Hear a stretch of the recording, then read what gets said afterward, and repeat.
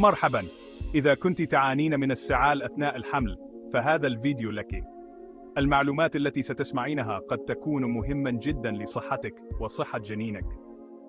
شراب أوراق اللبلاب مشهور لعلاج السعال، لكن هل هو آمن للحوامل؟ الحقيقة أنه لا توجد أبحاث كافية تؤكد سلامته أثناء الحمل.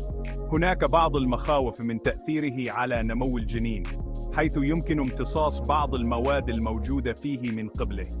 بالإضافة إلى ذلك، قد يؤدي إلى انقباضات الرحم ويزيد من خطر الولادة المبكرة. إذن، ما الحل؟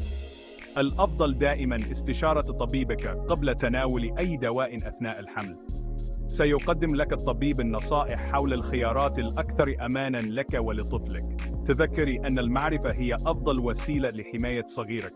حافظي على صحتك واعتني بنفسك.